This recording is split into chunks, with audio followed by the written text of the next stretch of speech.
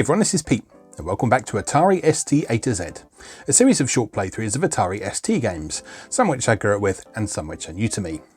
Today's game is Venus the Flytrap, which was a 1990 release from Gremlin Graphics for both Atari ST and Commodore Amiga, and it was very well regarded on both platforms for its solid arcade-style gameplay and its excellent graphics. The game was designed and programmed by Alex Davis, who also worked on a number of other well-received Gremlin games, including the 3D motorcycle racer Team Suzuki. Graphics were the work of Gremlin regulars Paul Gregory and Bernie Hill, the former of whom also worked on some of Incentive Software's Freescape games such as Darkside and Castlemaster, which we've previously seen on this series. The game's distinctive musical soundtrack was the work of Jason Shepard, who, according to Atari Mania, only worked on this and the impressive 3D RPG that Gremlin put out called BSS Jane Seymour. Venus Flytrap reviewed very well, with even the stingy ST format giving the game a score of 77%, noting that although, I quote, "It follows the basic template of most other games in the shoot-'em-up genre, the right elements have been mixed in the right proportions and assembled well. The end result is an addictive, playable game with plenty of excitement." ST Action meanwhile praised the game for successfully blending out elements of classic shoot-'em-ups with platform gameplay, though they noted that the game was, on the whole, a bit easy compared to some other games at the time. So, let's go play Venus the Flytrap. Okay, here we are with Venus the Flytrap. Earth, for countless millennia, a haven of life in a barren galaxy. But in the space of a few centuries, man ruined the paradise created for him. A fast multiplying population coupled with the greater demand on agriculture led to the overuse of pesticides and the destruction of the rainforests. Mother Earth was fighting a losing battle. The final outcome was inevitable.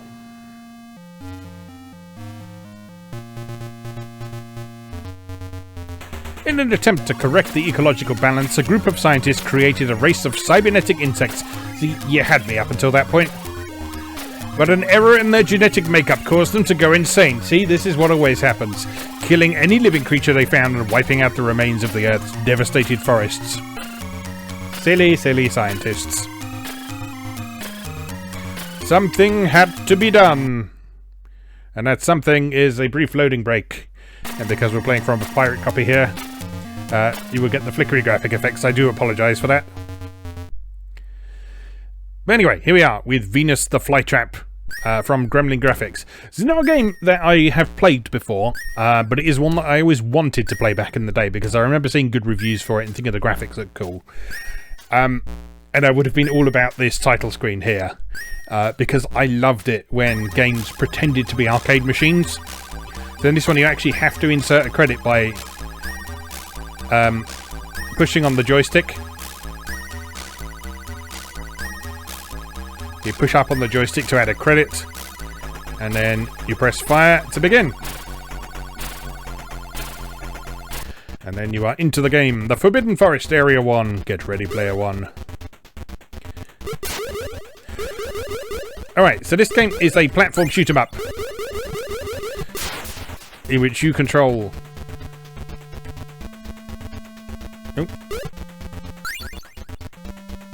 in which you control Venus. I just had a momentary control issues there for a moment. As he attempts to deal with the plague of cybernetic insects by jumping around and shooting everything. And collecting little mushrooms. But these little flashing things, they contain items.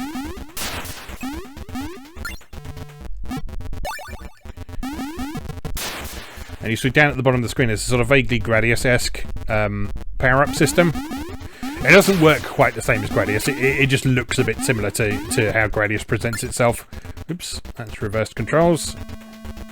We don't like that. Doesn't last very long, thankfully.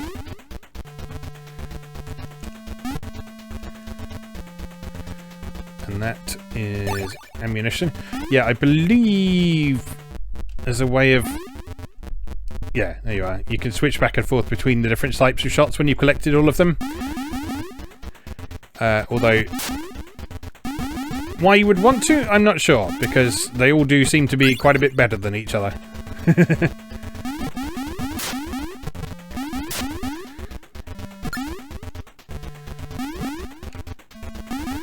And it's got Super Mario Brothers style scrolling, so once you've gone onward, you can't go back.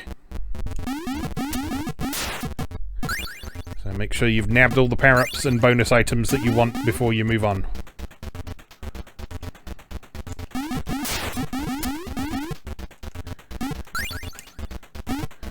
It's a time bonus.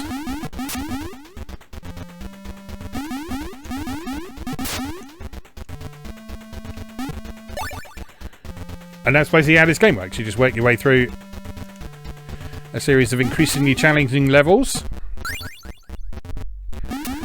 blasting your way through the insect baddies, trying to score as many points as you can, collect as many power-ups as you can. I believe there's some secret areas and stuff along the way as well.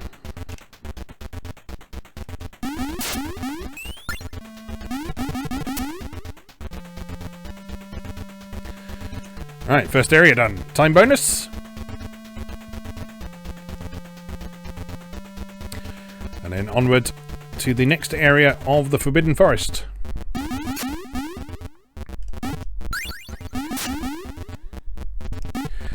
Yeah, I still like the presentation of this. I mean, it's quite simple. But the pixel art in the foreground is nice. And I think I've mentioned in a previous episode, probably several previous episodes at this rate, how much when I was a kid I used to really like a stripy sky.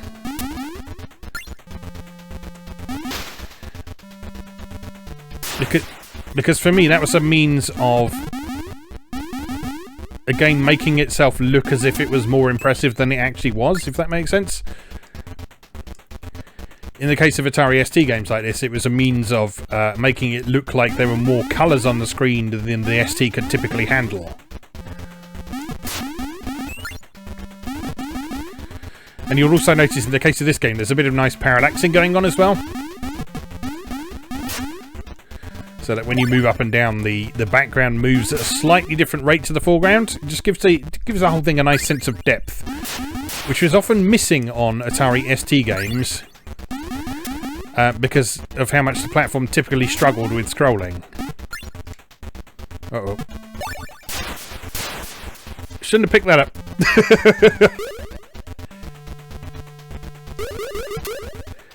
Do not pick up skull and crossbones. Look at power-ups before you grab them. That is today's lesson. Oh, I lost my big shot as well. That's upsetting.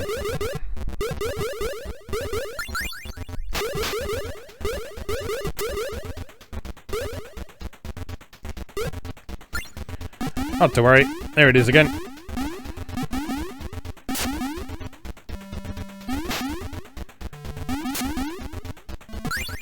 Yeah, like I say, I'd not played this game prior to today, but I can see why it reviewed well, because it's pretty damn solid. It looks nice. Obviously, it's subject to most of the same sort of limitations that you'd expect from Atari ST games, but it actually runs a bit smoother than a lot of similar Atari ST games at this time. The frame rate's pretty good. I suspect the Amiga version would scroll more smoothly than this one, because that was how things tended to work. But this is actually noticeably smoother than a lot of other similar games from the period on the Atari ST. Oh, I'm out of ammo. Oh no. Oh, okay. So you don't... Oh, we've done it again. I've done it again. Why have I done it again? I am an idiot. I even saw it and thought, I shouldn't pick that up. That would be stupid.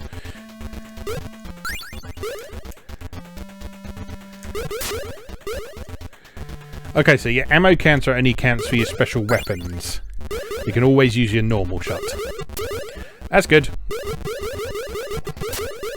I'll say it'd be a bit harsh to present you with a shoot 'em up in which it is impossible to shoot after a while.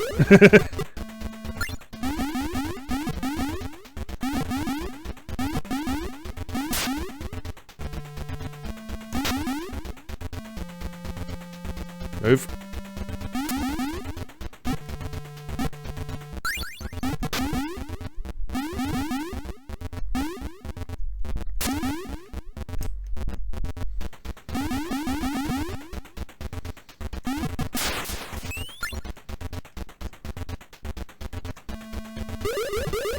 It's a bit of an awkward joystick command to switch between weapons. You have to hold down the fire button and push diagonally down, left and right, which is a bit fiddly. I mean, in theory, hopefully you shouldn't be having to do that all that often. Right. This time, don't do the dumb thing. There's the bad thing. I assume, yeah, that disappears after a minute. So just wait for that to go away, and then continue. See, I've learned something. When you get a 1-up there every time as well, so I haven't actually been losing lives on that.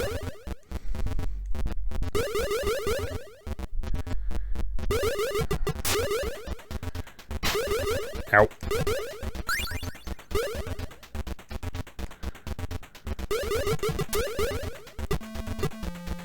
I think the points items you're picking up are supposed to be like pollutants and stuff, so you're like collecting batteries and barrels of oil and that sort of thing.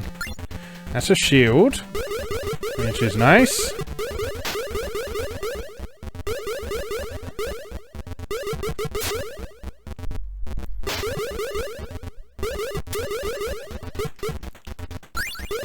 I wonder if there's bosses in this. I don't remember seeing any mention of them in the reviews. And boss encounters are the sort of thing that would have been mentioned in reviews of stuff like this back in the day, because they're usually the most graphically impressive parts of the game.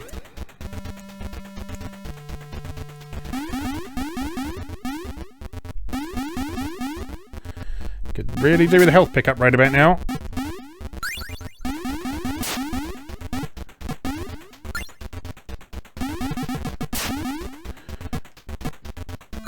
Or a checkpoint. Oh, or the end of the level. That'll do. Alright, nice. The Forbidden Forest Area 3! How many areas does the Forbidden Forest have, I hear you ask?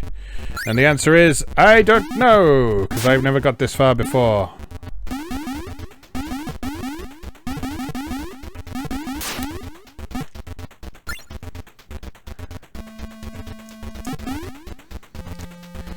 Yeah, I'm a fan of this.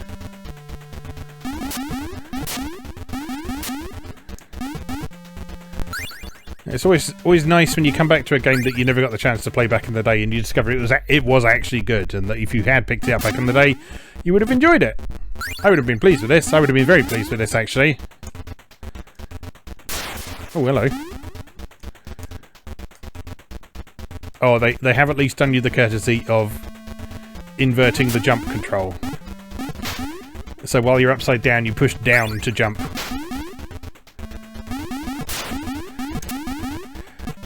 Now that's interesting, because that sort of mechanic there is something that indie developers are still experimenting with today.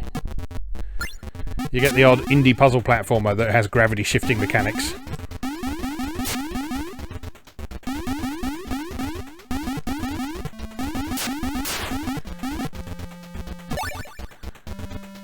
Very interesting indeed.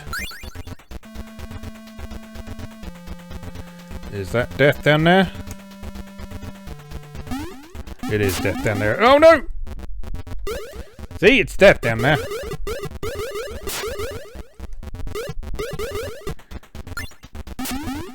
Oh, it looks like I found a checkpoint though. That's good.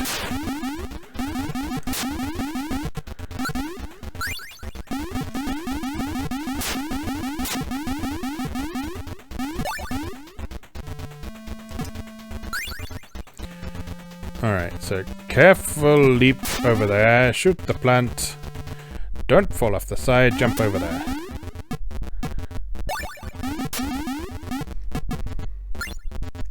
Oh, reverse controls.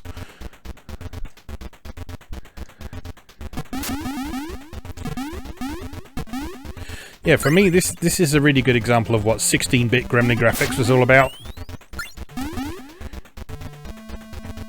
They were really good at making games.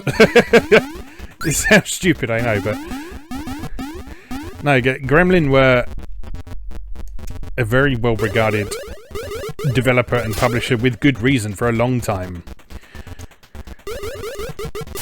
And that reputation stuck with them from the 8-bit era right into sort of the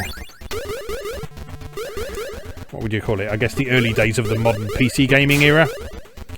So sort of post ST and Amiga and into sort of VGA, MS-DOS PC gaming.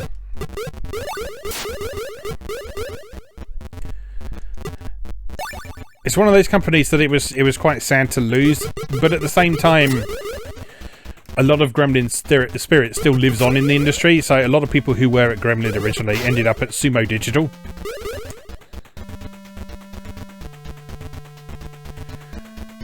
Which will be no surprise for those who enjoyed the Lotus Turbo Challenge games and who know how good Sumo Digital are at making racing games.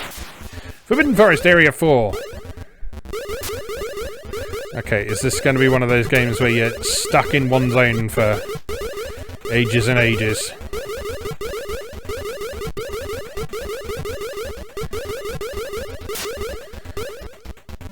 As we talked about this before, 2 or 3 is the ideal number of subsections in a zone.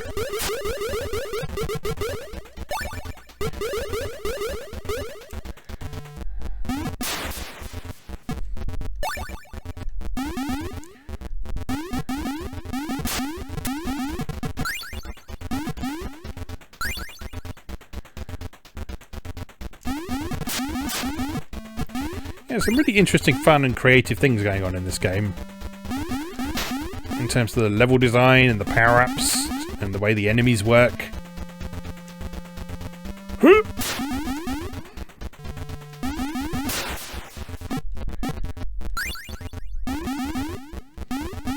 Oh, you can't actually hit them. That's rude. I guess there's certain weapons you would be able to hit them with. But sadly, we do not have any of them at the moment.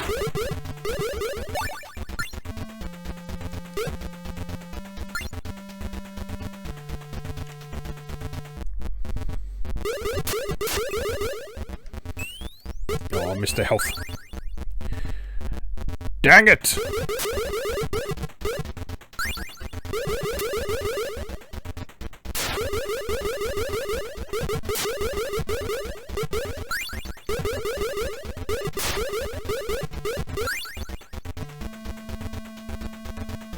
Yeah, I think the environmental message of this game is something interesting to consider.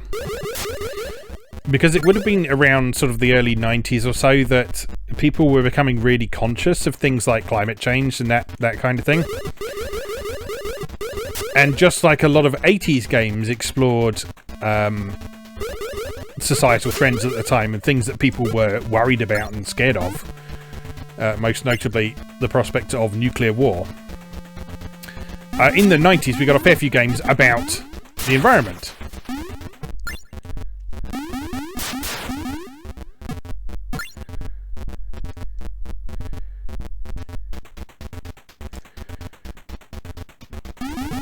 And that's actually quite interesting from a modern perspective, because that makes games like this peculiarly relevant today. Because although I'm sure some people are still worried about the threat of nuclear war and weapons of mass destruction and all that, environmental issues are a much more pressing issue that is on a lot of people's minds at the minute. So the subject matter of this game has remained a lot more relevant.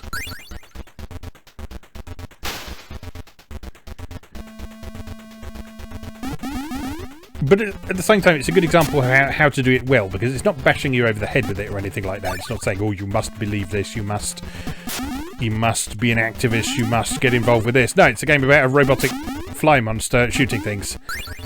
It just happens to have an environmental message.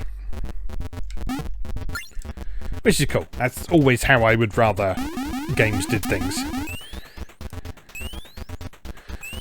Because no, you know the old jokes about the sort of, oh, games are political and whatnot.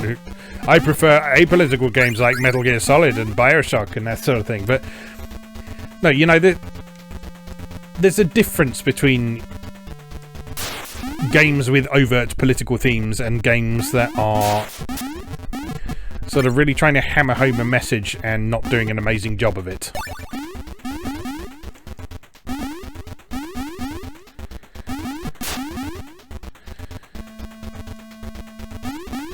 Because when you get a game that is ostensibly about one thing,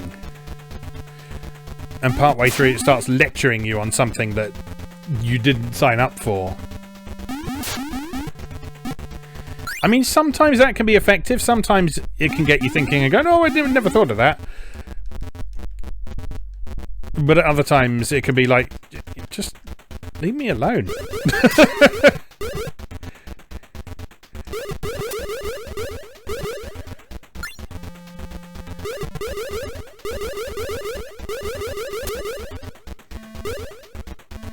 I think to date, my least favourite example of that is still a game called Read Only Memories. I think it's now known as 2064 Read Only Memories as well, because it got a big upgrade with voice acting and such like.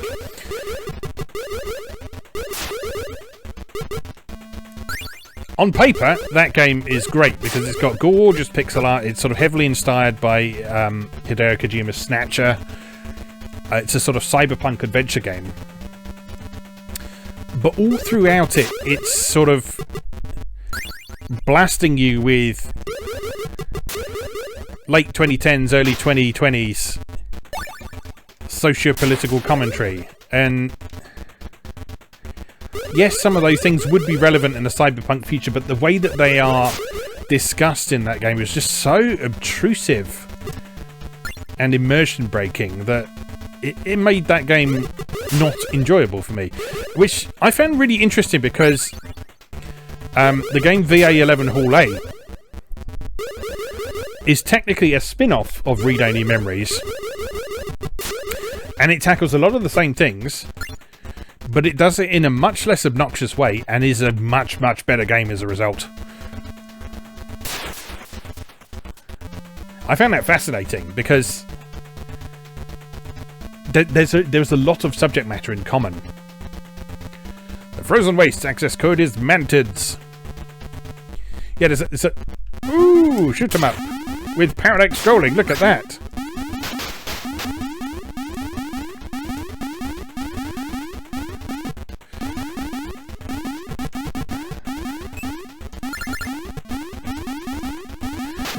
But yeah, there was a lot of subject matter in common between those two games.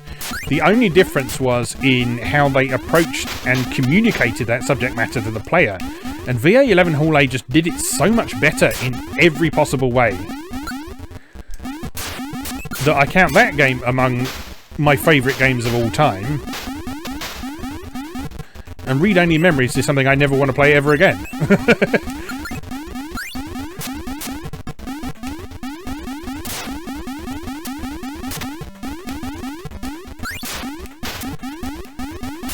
I just thought that was interesting.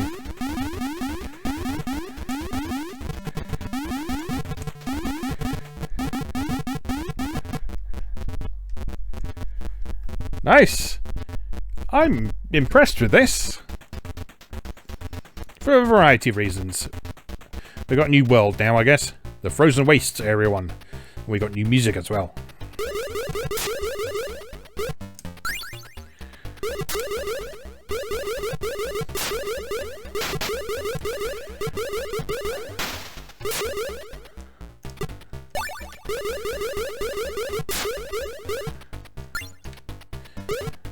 Yeah, this is a really solid platform shooter, actually. I'm super impressed.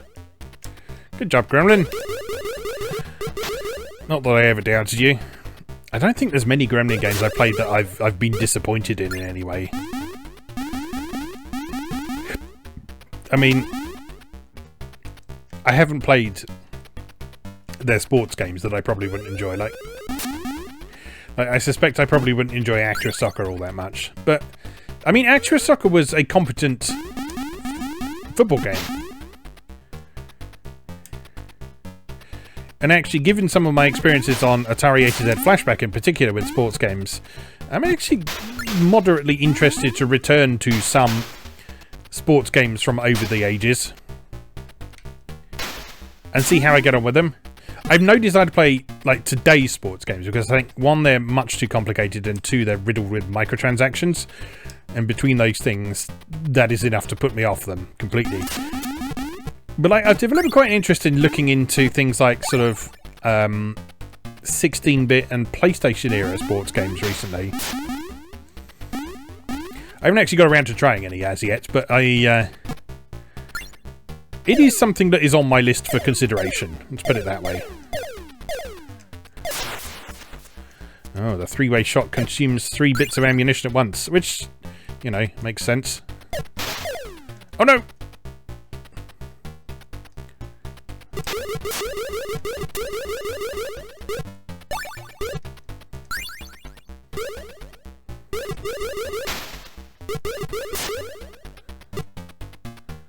Hup! Oh, stop falling off. Hup!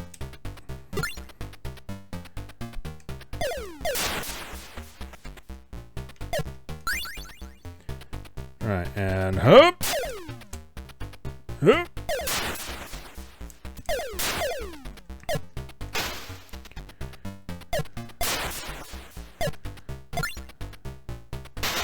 Invincible!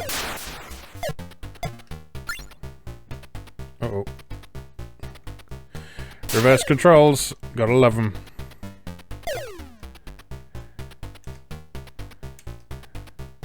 Those question mark orbs are a real gamble. It's like the reverse controls are really annoying, but you can get like some significant score bonuses out of them. Ow.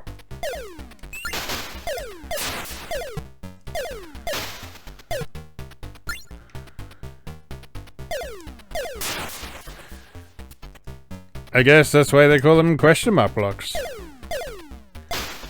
Well, no, they call them question mark blocks because they have a question mark on them. But, you know. Shut up!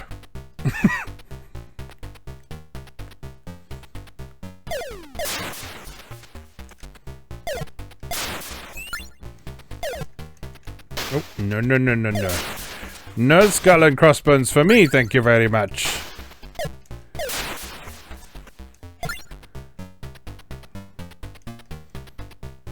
Boing! Nearly didn't make that. Ow. Just stop landing on things. Oh, it's a big thing.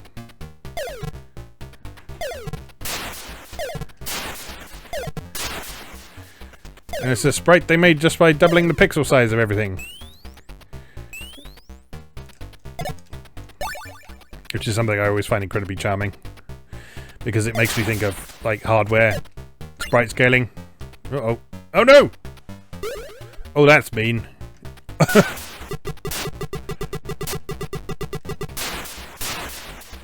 Whoops. Okay, don't do it that way then. Big shot!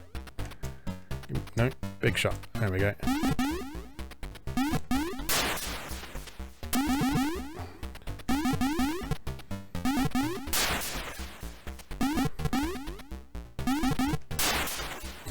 Timing there is really awkward.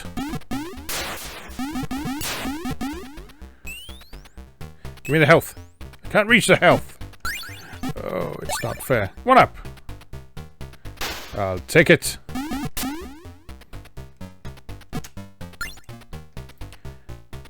Right, up there. And over there. Sneak past. No! I'm gonna die! Give me. Oh, if they've reversed the. It reverses the weapon selection controls as well as the jump controls.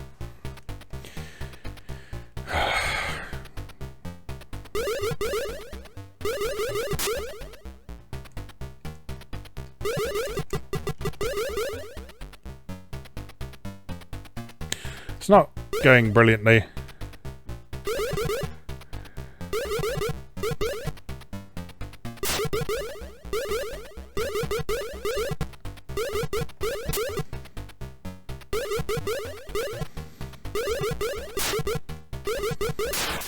Die! Give me the... Oh. sure you can reach them. It's just very tricky to do so. And hop.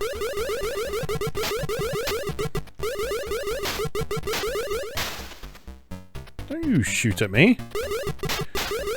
I don't think any other enemy in this game has shot at me. And then you shoot at me. How rude.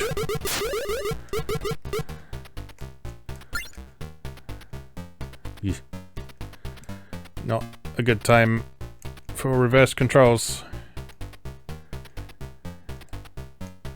And hop. Oh, health. Oh, full health.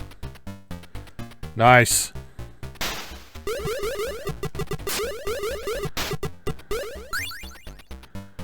Huh?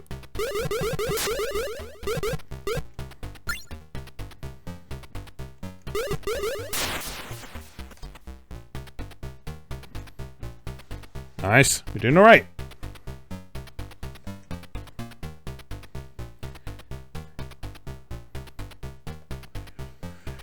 I can see why this might have been considered a bit easy for the standards of the day.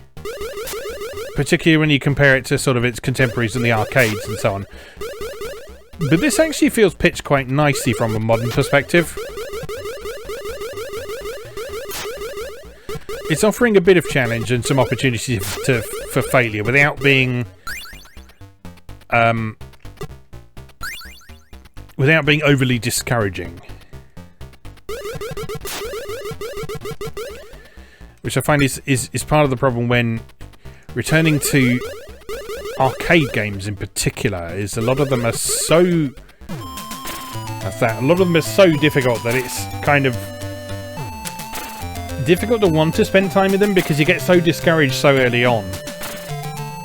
But that feels pitched quite nicely, and then adding in stuff like the password system to let you pick up where you left off and that sort of thing. Yeah, that works well. That's a really good game, actually. I'm impressed. So yeah, that is Venus the Flytrap for Atari ST from Gremlin Graphics. As always, thank you very much for watching, and I'll see you again next time.